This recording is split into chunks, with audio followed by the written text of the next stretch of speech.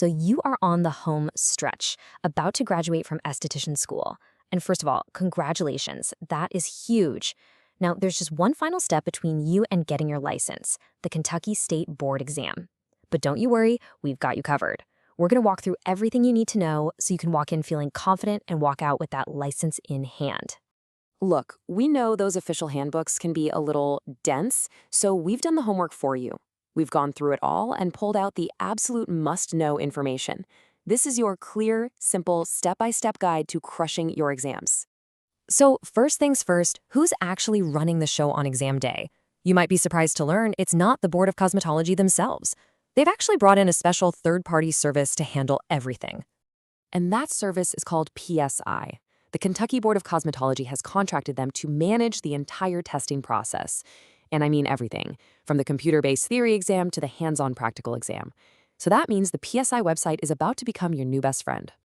Okay, you ready to get this thing on the calendar? Let's walk through exactly how to get registered and scheduled. This is really where the rubber meets the road on your journey to becoming a licensed esthetician. It's really just a straightforward three-step process. Step 1, you've got to get the official green light from the Kentucky Board of Cosmetology, confirming you've completed all your training. Once you have that, you'll head right over to the PSI website, create your account, pay your exam fees, and lock in your test dates. Easy as that. And here's a little sneak peek of what you'll see on that PSI website. See? It's a really clean, simple interface. It makes it super easy to find the exams you need and get everything scheduled without any fuss. No need to worry about some clunky, complicated system here.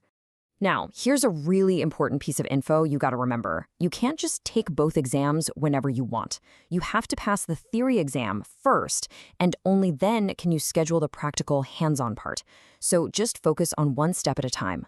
All right, let's talk about the cost. When you're budgeting for this, just remember that each test has its own separate fee.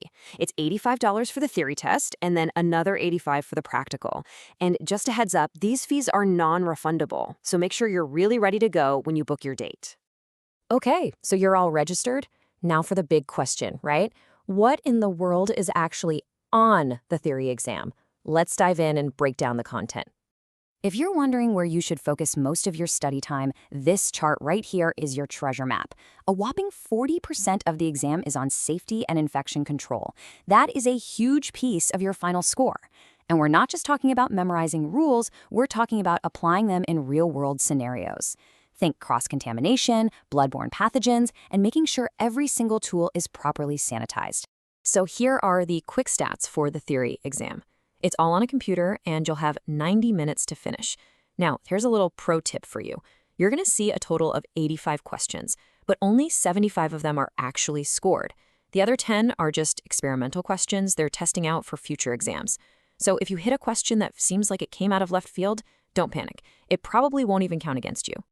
And this is exactly what the screen is going to look like. See? It's nice and simple. You'll see one question at a time, and your progress and how much time you have left are clearly displayed right at the top. You can even flag questions and easily go back and forth between them before you submit everything. So, no surprises. All right, you did it. You passed the theory test. Now it's time to show them what you can really do. Let's talk about the final hands-on challenge, the practical exam. This table is basically your game plan for the practical exam. You'll be timed on 5 totally distinct sections, so time management is absolutely going to be your best friend. But here's the real key. Remember that the examiners are watching your sanitation and your client safety protocols constantly, even when you're just setting up or cleaning up. So keep that workstation spotless. You've studied, you've practiced, you're all scheduled. Fantastic. Let's just do a quick run-through of the final logistics for test day to make sure everything goes off without a single hitch. Okay, this is the golden rule of test day. Be early. You have to arrive at least 30 minutes before your scheduled time. And look, I know it sounds like a lot, but trust me, you do not want to be that person who gets turned away at the door and loses their test fee all because of some unexpected traffic. Set 2 alarms, leave with tons of time to spare, and just give yourself a moment to breathe before you go in. Let's talk about what to bring versus what to leave at home. You absolutely must bring 2 forms of valid ID. One has to be a government-issued photo ID, like a driver's license, and the second one just needs your signature and your pre-printed legal name. As for what to leave behind, pretty much everything else. Your phone, your smartwatch, any bags or purses, even food and drinks, none of it's allowed in the testing room. They'll give you secure storage, but honestly, it's just best to travel light. And there you have it, your complete roadmap to passing the Kentucky esthetician exams. You've got the knowledge, you've got the timeline, and you have the checklist to walk into that testing center with total confidence.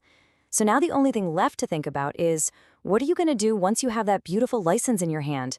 What's that very first service you're excited to offer as a licensed professional? Go out there and make it happen. You've got this. Good luck.